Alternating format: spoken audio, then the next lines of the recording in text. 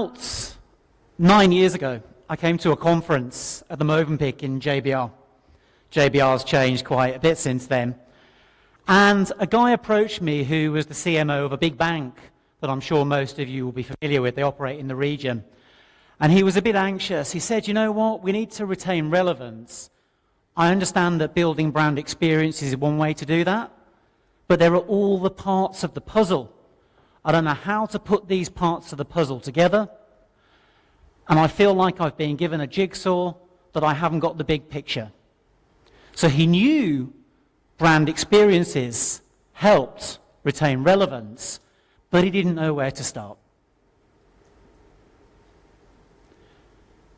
Some months after that, senior executive from an airline in Singapore gave us a call, and they said, we're struggling to compete with disruptors in our market. We're a traditional brand. We're struggling to retain relevance. We've had a comfortable position, but I feel as if I know the route forward is through building experiences. I feel as if I know we need to go across this bridge, but it's just missed. I can't see how to go forward. So there's a theme recurring here. Last week, an automotive brand based in the UK gave us a call. And the head of brand mentions, I feel as if I'm sailing a ship. I know I need to take a course, but I don't know how to get on that course. I know that we need to compete through experiences because we can't compete purely on price. But I don't know how to do it. I don't know where to start. So a common theme has inspired my business over the past decade.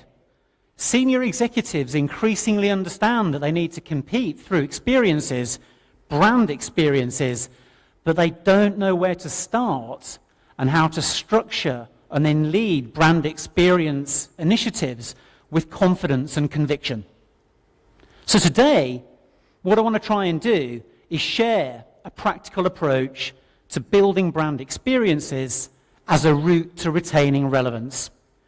We did discuss sharing a case study, but what I'll try to do is provide various examples as we go through so you can relate to the ideas.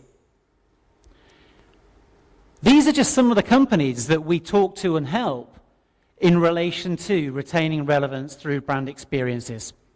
Historically, we were approached by services businesses, banks, insurance, airlines. But what we're finding is even companies that make physical goods know that they need to differentiate through experiences because competing through product and price commoditizes their offer. So what do I want to achieve in the time that I've got? Firstly, I want to distinguish brand experience from customer experience. They're brothers and sisters, but they're different. And by building brand experiences, that's the route to retaining relevance. I want to outline how you can build brand experiences in 3 simple steps. So I'm going to share a practical framework, a blueprint, a tool that we use with clients to help them go about building brand experiences with greater confidence and conviction. And I want to share some illustrative examples to bring the ideas to life. So lots of people talk about customer experience and brand experience. The 2 terms are used interchangeably, but this is more than semantics. So with customer experience, as the name implies, it's for customers, end users, clients, B2B, B2C on the perspective. Brand experience is for stakeholders. Your business needs to interact and engage with suppliers, channel partners, communities, local government, investors. All these people have a stake in your brand. So brand experiences embraces that broader, holistic mentality. Customer experiences, they're only part of the picture. Brand experiences, it's the whole picture. You are taking a 360 perspective on the world that your brand engages with. Focusing purely on customers is short-sighted, naive, and myopic. With customer experience, people are engaging with the experience itself. With brand experience, People are engaging with the experience via the brand. And that's powerful because brands operate in the emotional space and humans' decisions are primarily driven by emotions. Customer experience tends to be quite campaign-driven, quite tactical. Brand experience, longer-term picture. With the exception of a handful of notable examples, brands take time to build. If you look at the world's most valuable brands, for the most part, with the exception of tech, they take years, decades to build. With the measurement for customer experience, it's purely customer. Brand experience looks at brand, employee, and financial, so that you measure the causal relationships. Brand and employee drive financial metrics.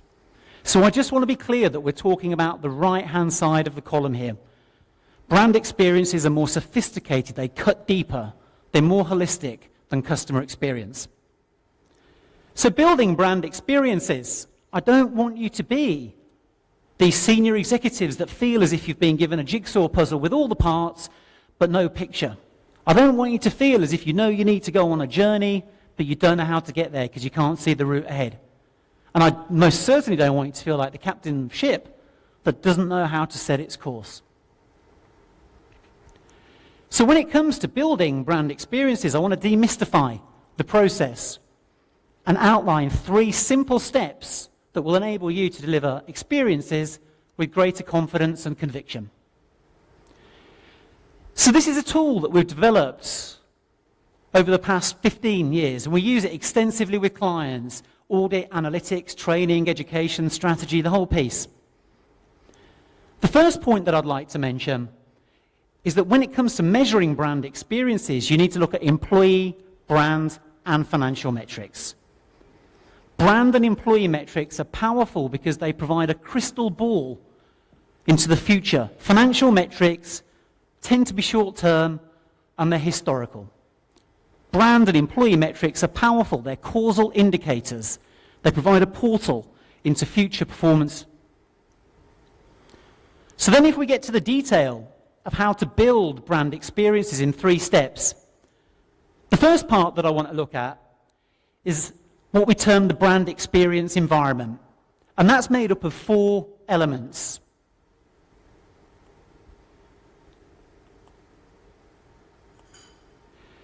So the first one is about understanding stakeholders, not just customers, profiling them, understanding them as an individual, understanding the jobs they want to get done. What do they want to achieve? What problems are they trying to solve? For the most part, asking customers what they want or what they need is a useless question because a lot of the time they don't know. But they do know what jobs they're trying to solve. They do know what problems they're trying to solve. To think about how you can engage with customers via your brand and to manage your expectations. Collectively, that will give you a deeper understanding of your stakeholders. To build brand experiences, you need to fine-tune your perspective. So this is about embracing transparency. There's nowhere to hide these days. Big brands get found out. You need to adopt a holistic mindset.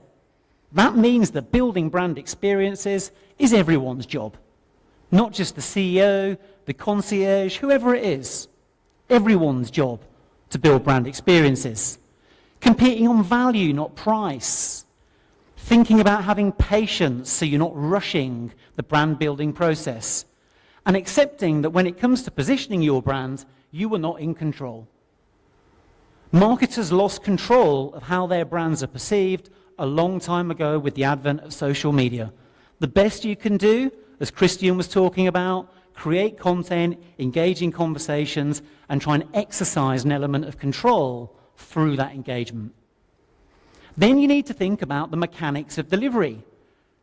What's the emotional connection? Humans' decisions are driven by the emotions we feel. How does your brand connect at an emotional level with your customer? If it doesn't, you're not playing the tune that the brain will dance to. So people won't even think of your brand when they're making a decision.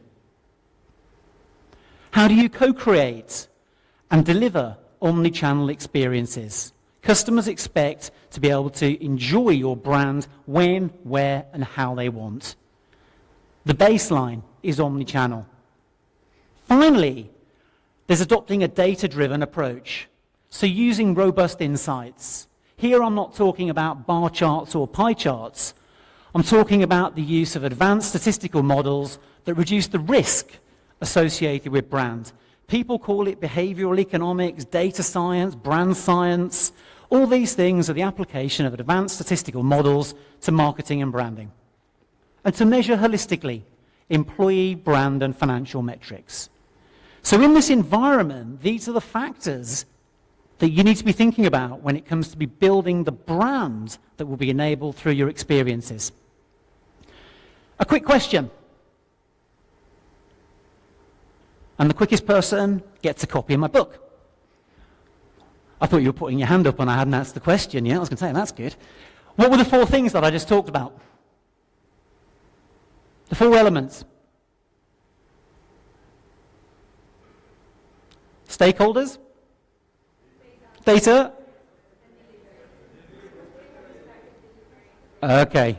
Lady in the middle, because I gave you a hard time. I'll give you the book after, okay? So we've covered that environment. This is the context that brands are built within. These are the factors that drive brand building. The next thing is to actually think about the brand itself. So you've got these key terms that quite honestly are overused, misunderstood, and abused within the branding space. Values, essence, promise, positioning, personality. These are intangible brand assets that you need to define, develop, and deliver in the context of these 4 areas. If you can define, develop, and deliver these 5 areas in the context of the brand experience environment, you're on the route to building more relevant brand experiences. We see this time and time again with clients.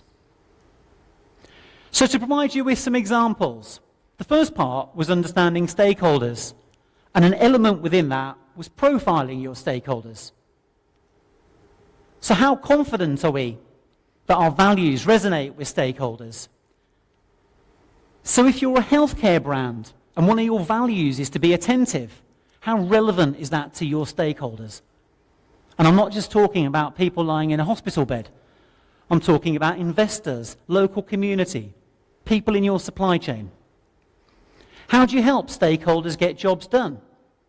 So if you're a luggage brand and one of your values is to be sophisticated, how does that help me? Does it help me to demonstrate my wealth, my status, my ego? The fact that I've landed, literally, in an airport? Is being sophisticated relevant to stakeholders? Then to think about how you can engage with stakeholders via your values in this example. So if you're a media brand, a possible value is to be receptive, so that you're open to new ideas and that you will interact and engage with conversations. To manage stakeholder expectations, do you overpromise and underdeliver? A fatal marketing mistake that a lot of brands make. So if you're a bank, a retail bank, and you have a value of being responsive, can you deliver that value across all those touch points to your customers and other stakeholders? If you can't, you're setting yourself up for a fall. And the process continues. We go on to fine-tuning your perspective, data, etc. So the point is, when it comes to thinking about these core brand assets, values, essence, promise, positioning, personality, they need to be defined in the context of these 4 areas. If they're not, you're in danger of building experiences on the back of your brand that aren't relevant.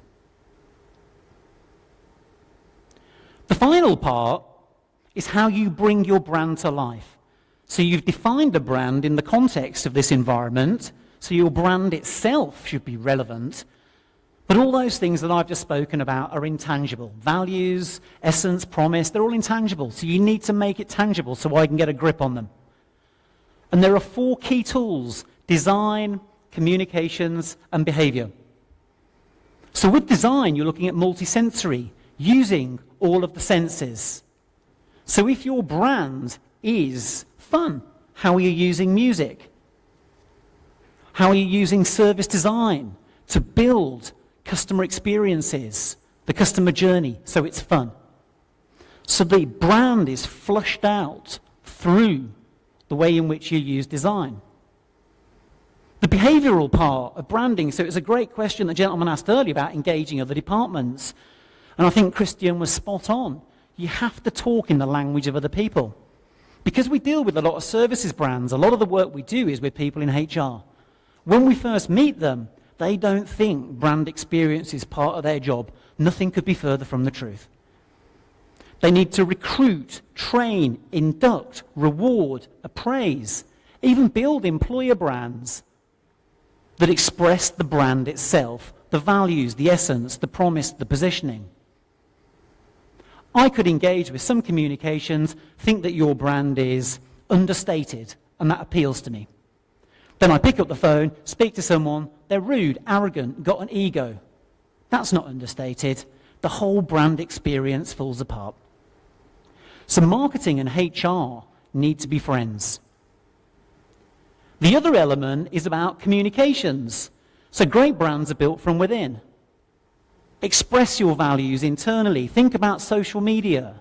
The content, the conversations that you have need to be on brand. They need to express your values, personality, positioning, which themselves have been defined in this context.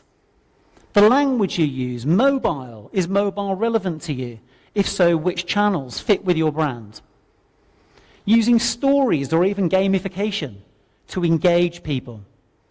The problem is that with things like social, digital, and gamification, CMOs become like a kid in a candy store. They've got all these new toys that they can do something with. If it doesn't help express your brand, don't do it. If it does, do it. But most people go for everything, and that dilutes the focus of their brand. So what I wanted to do today was achieve three things. I wanted to distinguish brand experience from customer experience. They're like brothers and sisters, but they are independent. Brand experience cuts deeper because you are connecting with customers via experiences through your brand. That's powerful because it's the emotional connection through the brand that engages people. Brand experiences deal with a larger number of people, stakeholders. Customers are just part of the puzzle these days. I wanted you to understand how to build brand experiences in 3 simple steps. Think of that context, think of how you build brands within that context, and then express your brand using design, communications, behavior. So I want to try and demystify the brand experience building process because it can frequently become very complicated. It can become overwhelming, and CMOs just sink. This tool we've used time and time again, and it works. And as we've gone through, I've tried to share some illustrative examples to bring these ideas to life. So that's it for now.